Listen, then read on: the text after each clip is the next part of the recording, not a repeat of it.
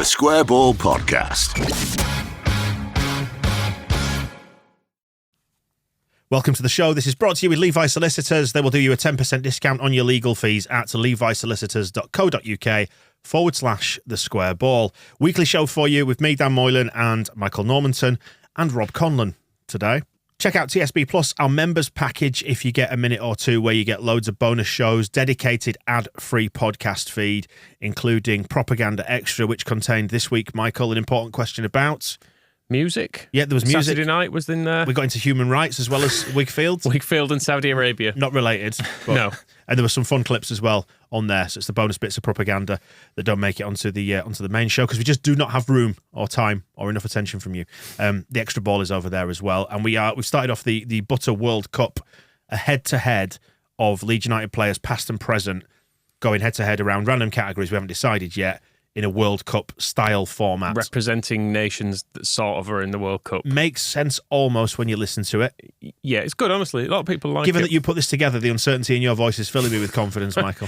Well, it's kind of, it's hard to explain, isn't it? It'll fill the World Cup gap really well. Yeah, I think there was about a 20-minute explanation of how it was going to work. It was as complicated as like a Champions League draw when they've got all the different pots with Kinder eggs in and stuff. Yeah, so. I was in the office while you were recording that, and it was painful listening to it. Don't say that. You mean it was good? Yeah, it was fun. Painful in a good way. Yeah, good. Yeah, as pain is normally good. Phil Hayes on that as well, just to drop in some celeb hype for the show. Anyway, squareball.net/plus for details of TSB Plus.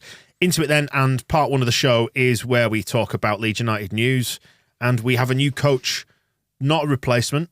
No. He's coming to help. He's a friend. He is definitely a friend. What's the guy that turned up that was loitering in the background when Brian McDermott was here? Oh, Gianluca Festa. Festa, that was it. I thought you were about the furniture salesman. No, he's still there, isn't he? Andrea. Yeah, he's data, isn't he now? Andrea, yeah. Yeah, but Gianluca Festa, he was like, oh, this guy's just going to sit with you, if that's all right. He's like, we're bringing someone in just to consult with you. And I know I did try and sack you as well, but don't worry. But this is Paco Gallardo who has come in as a coach that's going to be overseeing various bits of first team 21's youth team development, but very much there to help Jesse. Yes, of course. Not to hinder him. That's not necessarily the most exciting part of this. The most exciting part of this can be found in his Wikipedia, can't it? Where you get a bit of background on him, as you do with everybody in Wikipedia, and then it just goes off into, in November of 2001, he was fined and suspended by the Spanish Football Federation for violating standards of sporting dignity and decorum. You think, oh, okay, this might be under, like disciplinary issues or whatever. Then it goes on. After he congratulated teammate Jose Antonio Reyes, who had just scored, by bending down and biting on his penis. It's fair enough. We've all done it. Just talking about painful in a good way, weren't we? Yeah. Some people, maybe he requested that. Who knows? Yeah. It's a strange... There is a clip of this on YouTube. It's an unusual viewing. Yeah. I mean, who are we to judge? It's very popular as well, having the old penis biting at the minute, because I'm a Celebrity. He's just about to start on ITV. It's true. Where they all go off into the jungle and have kangaroo penis. He's just gone for a bit of human penis. I feel like if we'd have kept Alioski for long enough, he would probably have done this. They might have hushed it up, to be fair. He did his weird rubbing face in stomachs thing, didn't he? He did that weird bit of defending where he tried to shove his head up someone's ass as well. I have to refer you, by the way, to the Irish Times coverage of this, just the turn of phrase is perfect. Sevilla's Francisco Gallardo has been charged by the Spanish Soccer Federation for biting teammate Jose Antonio Reyes' penis after he had scored in the da-da-da-da-da. Reyes was besieged by ecstatic teammates after scoring, and Gallardo was seen to bend down and nibble at the goal scorer's genitalia in an unusual form of goal celebration. I felt a bit of a pinch, but I didn't realise what Gallardo had done until I saw the video, said Reyes. The worst thing about it is the teasing I'm going to get from my teammates. Well, there you go. A bit of a nibble. Yeah, it's not a bite. It wasn't quite what I was expecting. I was almost expecting, like the old school celebration when a teammate would bend down and get the foot on their sort of thigh and polish the boot. I was almost expecting something like that. But Reyes is lying on the ground in a pylon, and Gallardo just wanders over. I mean, is it a bit of foreskin? Has he gone full glands? What's he gone for? I think it looks like it's very grainy footage, but I'd suggest he's gone for a shaft nibble. Right, so lower down.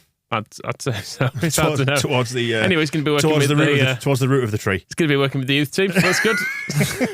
Just keep Willie Nonto away from him. Presumably they get CRB checked and all that. I'm sure it's fine. I mean, what do you think of? It's a long time ago as well. Yeah, he's grown up since. I mean, he had long, swarthy hair before, and now he looks a lot more refined. Yeah, I mean, his hair was disgusting when it was long. It's fair to say it's the greasiest looking. It's a bit Nicolas Cage in Con Air sort of a vibe to it.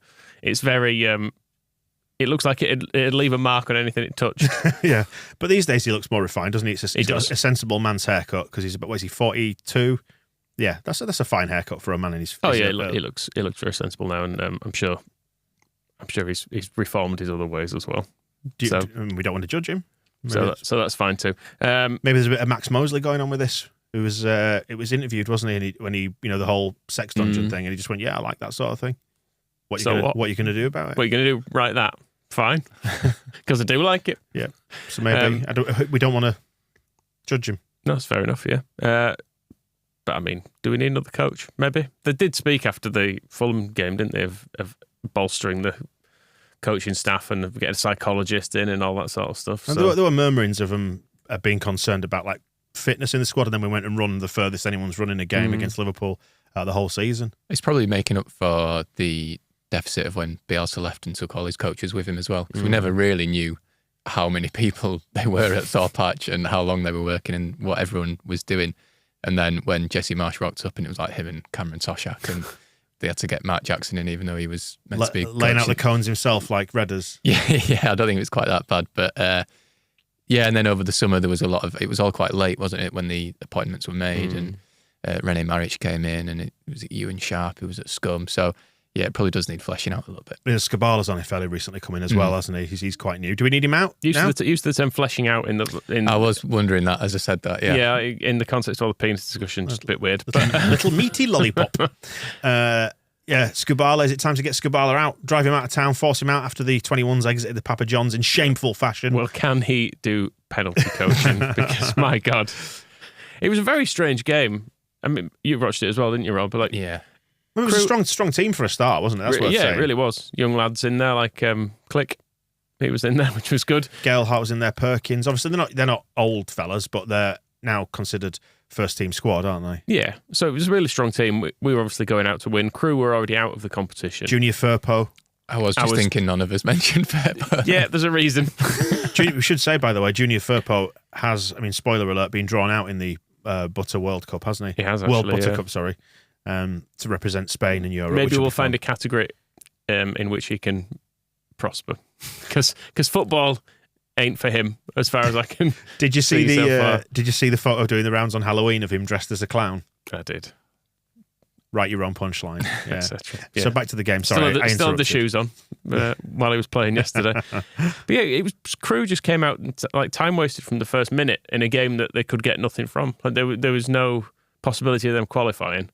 It's the Papa John's, and they were just seemed set on trying to get a 0-0. It just felt odd. Part of me admires their Football League solidarity with Tranmere, perhaps. It's like, no, we're going to get this academy team out. We'll play for the board draw here. The penalties, though, were just cruel. You just thought, because by that point, it was Leeds could have only gone through winning a penalty shootout if they'd had a score draw, because it would have gone to goals scored, wouldn't it, or something. So it was confirmed that they couldn't go through, and you just thought, don't make them take penalties. And what actually transpired was the worst and funniest penalty shootout I've ever seen, actually. It was worth watching the 90 minutes because that was pretty boring, pretty terrible. But then the penalty shootout really made up for it. Yeah, I'm trying to make connections between the shootouts for the England team that resulted in people doing Pizza Hut adverts, like, Waddle and Pierce and all that, and this being Papa John's. I haven't quite made the connection, so just laugh for me. Okay, yeah, it's a good joke about pizzas. Thanks, mate. Yeah, I enjoyed it. Yeah, I did. I mean, there were a few fairly funny ones, but when Junior Firpo stepped up and hit the ball somewhat sort of off his ankle or something, and it just went about a yard wide of the post, you sort of went. I did an actual looked a bit similar to splutter. Pat Bamford's against Arsenal. Was it worse? Quite a bit worse. It was a brilliant scuff, wasn't it? It got to the point where even the LUTV commentary team were laughing. Because I think, was it like 6 in a row, 7 in a row that were missed? Yeah, something like that. After Matthias Click stepped up first, typically sent the keeper the wrong way. And at that point, I really felt for Click by the end of it, because you thought, oh, he's better than this. He doesn't deserve this. He's done his bit. Although having said that, once the penalty shootout was over and Leeds had lost, the camera panned back to the halfway line and Click was just laughing with the opposition team, which was typical Click, really. I was slightly concerned by the kit, which seems to be another twist on the Pyjamas third kit designed by Radrizzani's son, it was like a Wolves away kit, wasn't it? It was the black and grey, and then we had orange shorts on, and then black or grey, whatever, socks. So where did the orange shorts come from? Because Crew were red, white, red. Just put them in the usual dark shorts, no? I've not even thought about Crew's kit. No. Nah, who knows? Well, obviously you wouldn't put the orange socks on with the third kit because they'd clash with the red socks of Crew. Just go in all black, like we did at Brighton. Just PJT, and it's all made up. So, don't matter. I was just looking at the... because there were 6 penalties missed in a row at one point in there, which is remarkable because I've just put chances of missing a penalty. I've just gone into a betting calculator. If you say it's a 4-1 chance of missing a penalty, the chances of 6 being missed in a row would have, £1 on that would have returned you £15,625. Really? So because like the XG on a penalty in normal play is about 2/3, isn't it? I.e., about 2/3 of penalties get scored. Right. So but yeah, don't know how that translates. Remarkable to see that many missed. Some brilliantly terrible ones as well, weren't they? Like over the bar, wide, straight at the keeper. It's almost like they didn't really care. I wonder if they knew it could happen.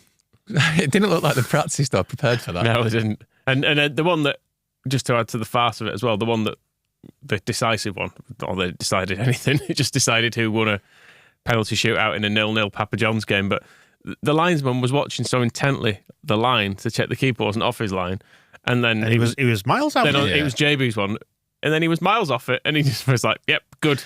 Was it because JB did a little stutter in his run up, didn't he? I think, and did a false start almost. So maybe that confused the liner.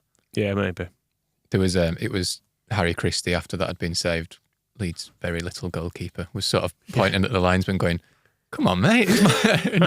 and even he couldn't really be bothered. It doesn't really matter, does it? It doesn't matter. What retake it? What's going to happen? Yeah. You're going to have to carry on even longer. We got an extra point to finish third in a competition that we can't progress in. Just throw it in the bin. But yeah, it was no one played brilliantly, did they? Actually, the people who normally do well in these, like Perkins and Gelhardt and Joseph, were all so. I still quite like a lot of the things JB does in midfield. He takes a lot of touches, tries a lot of flashy things, doesn't he? I think that was the problem last night. They were all kind of trying for the spectacular, but just not a lot happened in the 90 minutes. I was making notes for the game in case I have to write about it for the blog, and the first half I don't think I made a note because nothing happened. There was Cody Drammer's got a skinhead. Oh yeah, that was new. He's gone early there. He wasn't balding, was he? I think that's just maybe a bold look.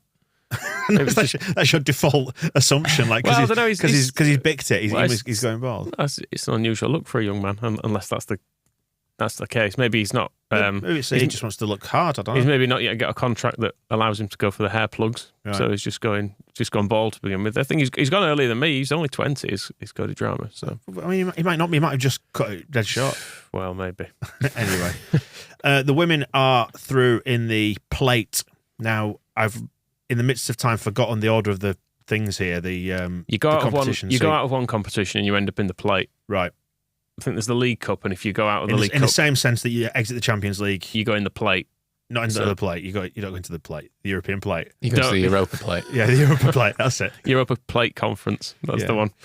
All right. Okay. Yes, you get relegated into that, but beat Solihull Moors, but won anyway. 3-1 win. So that's good. And Olivia Smart scored another goal. Yep. Our potty mouthed great fullback. goal. Yeah. Smashed it into the top corner. Brilliant.